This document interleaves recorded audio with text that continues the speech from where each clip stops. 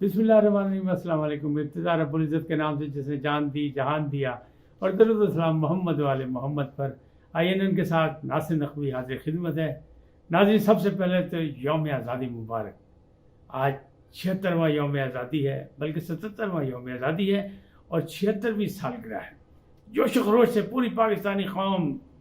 जश्न आज़ादी मना रही है और पूरे पाकिस्तान में सब्ज़ हिलाली परचम लहरा रहा है, जो इस बात की दलील है कि ज़िंदा कौमें अपने शहदा को, अपनी कुर्बानियों को, अपने अकाबरीन को, अपने रहनुमाओं को, अपने कायदीन को फरामोश नहीं करते। पाकिस्तान ने आज़ादी जो है वो बड़ी जद्दोजहद से की थी। हमारे बुज़ुर्गों ने कुर्बानियाँ दी थी कायद आज़म की क़यादत में, और उनकी बेहतरीन मुस्बत क़यादत ने ये दिन दिखाया कि आज हम माशाअल्लाह 76 साल की आज़ादी को हो गए। बहुत से लोगों को इस पर इतराज़ात भी हैं, बहुत से लोगों को शिकवे शिकायत भी हैं, लेकिन घरों में तो सब चीज़ें होती हैं। इसी तरह बिल्कुल सल्तनत में भी है, तरक्की पजीर मुल्क है। और इसके साथ ही कुछ बातें बताऊंगा आपको निगरान हुकूमत के हवाले से, ख़ास तौर पर अनवारुल हक काकर साहब के हवाले से, जो निगरान वज़ीर आज़म बने, वो क्या हैं, कैसे हैं, उनकी सोच क्या है, किस अंदाज में है, ये सारी बातें भी बताऊँगा आपको। लेकिन पहले आपसे गुजारिश, आज आज़ादी की खुशी में ज़्यादा से ज़्यादा सब्सक्राइब करें, बल्कि शेयर करें दोस्तों को भी। यही तोहफ़ा आपकी तरफ से हमारे लिए,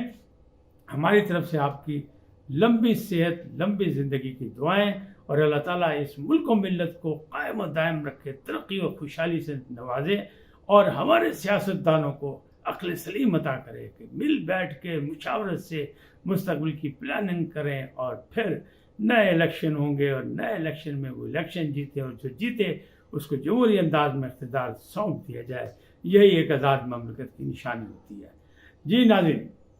एक तो यह है कि यौम आज़ादी 14 अगस्त, और यौम आज़ादी नहीं कहता, इसको मैं कहता हूँ ईद आज़ादी। ईद आज़ादी इसलिए कि बरसग़ीर के मुसलमानों को अल्लामा इक़बाल के ख्वाब के मुताबिक कायद आज़म की जद्दोजहद के साथ उनके अकाबरीन और रफ़क़ा की जो जद्दोजहद थी, उसमें हमारे और आपके बुज़ुर्गों ने मिल के ज़िंदगियों की बाजी लगाई, और खून के दरिया उबूर करके फिर ये हमें खित्ते अराज़ी मिला। हमारे बड़ों ने कुर्बानियाँ दी थी, हमारे असलाफ ने उसके लिए बड़ी जद्दोजहद की थी, और फिर हमने पाकिस्तान हासिल किया था। तो उसकी याद तो मनानी है, जश्न तो मनाना है, भाई वाजे गाजे सब कुछ होंगे, लेकिन इखलाक को और अपने इक़्तिदार को मलूज़ खातिर रखे, कोई ऐसी बात ना करे। कुछ लोगों ने प्रोग्राम बनाया, साजिश की, लेकिन हुकूमत दफ़ा 144 लगा दे और ये कहा कि किसी सियासी पार्टी को कोई जलसा जुलूस करने की इजाज़त नहीं होगी। लेकिन भाई कौम तो कौम है, जिंदा दिलाने लाहौर तो सड़कों पे होंगे शाम को, और वो होंगे, हंसी रवायात होंगी, बाकायदा जनाब जश्न मनाया जाएगा। क्यों ना मनाए जश्न? हमारे बड़ों ने कुर्बानियाँ दी और हमने बड़ी जद्दोजहद से आज़ादी की है। आज़ादी की कीमत हमने कोई थोड़ी नहीं अदा की, किसी ने हमें प्लेट में रख के नहीं दी, बल्कि बाकायदा जद्दोजहद के साथ हुई। और जब सन 1947 को 14 अगस्त को इसी लाहौर में जहाँ मैं बैठा हुआ हूँ, यहाँ रेडियो पाकिस्तान से, यानी रेडियो हिंदुस्तान से ऐलान हुआ, मुस्तफ़ा अली हमदानी ने क्या, ये रेडियो पाकिस्तान लाहौर है। तो आप सोच नहीं सकते क्या जज्बे होंगे लोगों के, क्या मतलब कैसी खुशी होगी कि ये दिन भी हमें नज़र आ गया। आज अल्हम्दुलिल्लाह हम आज़ाद फ़िज़ा में आंखें खोल रहे हैं, लेकिन हम एक दूसरे की टांगें खींच रहे हैं, हम एक दूसरे से सियासत कर रहे हैं। नहीं, ममलकत के साथ इज्तिमाई कॉज में होनी चाहिए। हमें और आपको अपने बच्चों का ख्याल करना है, और ख़ास तौर पर आज जश्न के लिए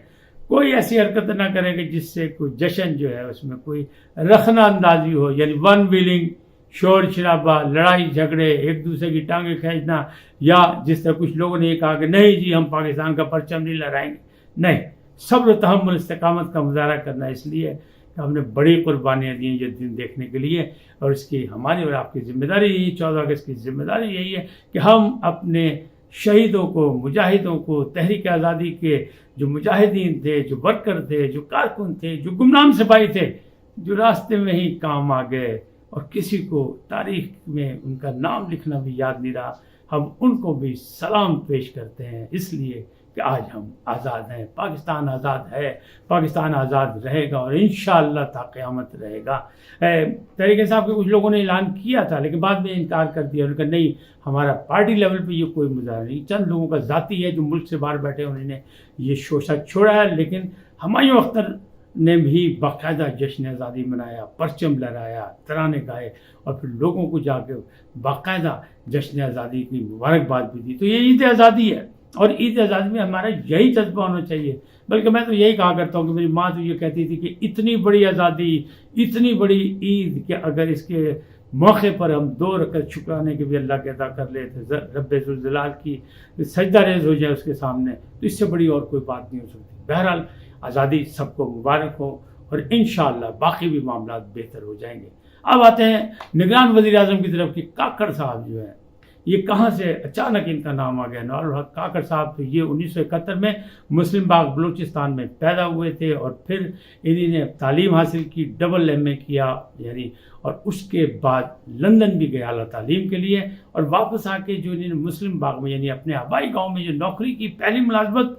وہ ایک استاد کی حیثیت سے کی، یعنی اسکول میں پڑھانا انہوں نے شروع کیا۔ اس کے بعد ترقی کی، پھر دیکھا آپ نے، پھر یہ آگے سیاست میں جب آئے تو یہ باقاعدہ جو ہے 2008 میں آئے تھے، اور قاف لیگ کی طرف سے انہوں نے الیکشن لڑا تھا قومی اسمبلی کا، لیکن شکست ہو گئی تھی۔ پھر یہ بعد میں جب 2018 میں سینیٹر بنے، اس کے بعد انہیں بڑا کردار ادا کیا، اور خاص طور پر جب عمران خان کی حکومت کے خلاف باب نے، جو ان کی اتحادی جماعت تھی، تو جب باب بنی تھی یعنی بلوچستان عوامی پارٹی، تو اس میں بڑا ان کا کردار تھا، بڑا اہم کردار تھا، اور میرا خیال ہے کہ اسی کردار کی وجہ سے ان کو یہ تحفہ ملا ہے نگران حکومت کا۔ چھوٹے صوبے سے تعلق رکھتے تھے، چھوٹا صوبہ کوئی نہیں، ہمارے تمام صوبے، چاروں صوبے برابری کے ہیں، وہ اگر رقبے کے لحاظ سے دیکھیں تو سب سے بڑا صوبہ ہے، لیکن وہاں کہتے ہیں کم ترقی ہے، تو اس لیے ان کو۔ لیکن آپ یہ تو سوچیں کہ پاکستان نے باقاعدہ ایک موقع آ گیا، یعنی یہ سال جو شروع ہو رہا ہے نگران حکومت کا، اس سے آپ یہ دیکھیں تو نگران وزیر اعظم بلوچستان سے، سینٹ کا چیئرمین بلوچستان سے، اور پھر اس کے بعد ستمبر میں جو چیف جسٹس آف پاکستان ہوں گے عزت مآب یعنی قاضی فائز عیسیٰ، ان کا تعلق بھی بلوچستان سے ہے۔ تو بلوچستان کو کبھی ہم نے نظر انداز نہیں کیا، لیکن یہ ایسا دور آ گیا کہ ہم نے پاکستان کو بلوچستان کے حوالے اس لیے کیا تاکہ وہاں ترقی ہو، وہاں گوادر ہے، وہاں CPEC کا ایک سلسلہ ہے، اور ایک سپہ سالار نے اور سیاسی حکومت نے فیصلہ کیا کہ ہم معاشی بحران کو ہر صورت میں ختم کریں گے، تو وہیں سے ساری یہ راہیں نکلیں گی ترقی اور خوشحالی کی، گوادر سے بھی نکلیں گی، اور معدنیات کے حوالے سے بلوچستان بڑا امیر صوبہ ہے، اور اس صوبے میں پھر ظاہر ہے کہ وہاں معاملات جو ہیں تو اب اس کو بھی طے کیا جا رہا ہے، اس میں سعودی عرب اپنا کردار ادا کرے گا، پھر CPEC میں چائنا اپنا کردار ادا کرے گا، پھر ہمارے دوست ممالک جو ہیں UAE، قطر، یہ سب ہمارے امداد، انشاءاللہ یہ 1-2 ماہ کے بعد، کیونکہ 2 ماہ تھوڑے سے خطرناک ہے، اس لیے کہ سیلاب کا مسئلہ موجود ہے، سیلاب، بارشیں ہو رہی ہیں، پھر پانی بھارت نے بھی چھوڑ دیا ہے، پھر اس کے بعد بھی ہے کہ بھارت میں الیکشن ہو رہے ہیں، اور بھارت ہمارا اصلی دشمن ہے، اور اس کو ہم مانتے ہیں۔ کچھ لوگ کہتے ہیں ایسا نہ کہو، اور کہنا بھی نہیں چاہیے، اس لیے کہ پاکستان ایک پرامن ملک ہو، اور تمام ہمسایہ ممالک سے دوستی چاہتا ہے، لیکن برابری کی سطح پر، لیکن وہاں الیکشن جب بھی ہوتے ہیں تو وہ صرف پاکستان دشمنی پہ ہوتے ہیں۔ تو اب مودی صاحب جو ہیں وہ پھر الیکشن میں جا رہے ہیں، تو لگتا یہی ہے کہ ان 2 مہینے کے اندر کوئی شاید چھوٹی موٹی آزاد کشمیر کے حوالے سے، باقی تو محاذ پہ وہ کوئی رسک نہیں لے سکتے، لیکن انہیں نشانی لگائی ہوئی ہے گلگت بلتستان، آزاد کشمیر، اس حوالے شمالی علاقہ پہ، تو وہاں کچھ وہ کر سکتے ہیں 4 بار، لیکن انشاءاللہ موگی کھائیں گے، بالکل اسی طرح جیسے ابھی نندن آیا تھا اور پھر وہ موگی کھا کے گیا تھا، لیکن ہم نے اسے چھوڑ دیا۔ کیوں؟ انٹرنیشنل قانون کے ہم بھی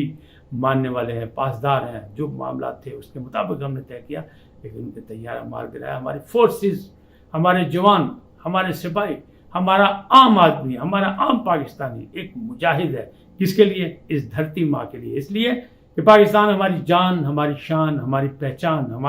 ہمارا پرامن پاکستان، ہم اس کے لیے جانوں کی قربانیاں بھی دے چکے ہیں، مالی قربانیاں بھی دے چکے ہیں، اور ہم یہاں دہشت گردی کا صفایا اسی لیے کر رہے ہیں کہ دنیا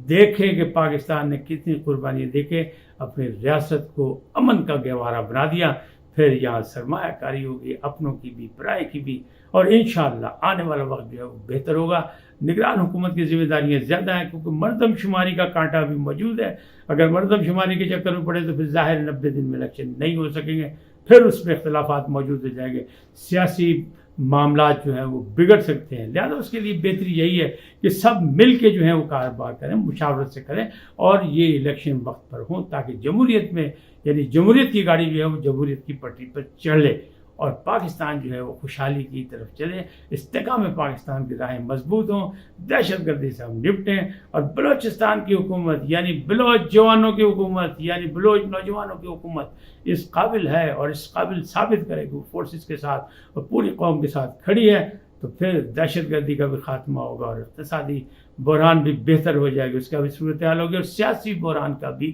خاتمہ ہوگا نئے الیکشن سے۔ آج اتنا ہی، پھر ملیں گے نئے موضوع کے ساتھ۔ جاتے جاتے آپ سے درخواست، آئیے ان کو سبسکرائب کریں، لائک کریں اور گھنٹی کا بٹن دبانا نہ بھولیں، بلکہ اپنی قیمتی رائے کا اظہار کریں اپنی شخصیت کے مطابق۔ سدا سلامت رہیں، پاکستان زندہ باد،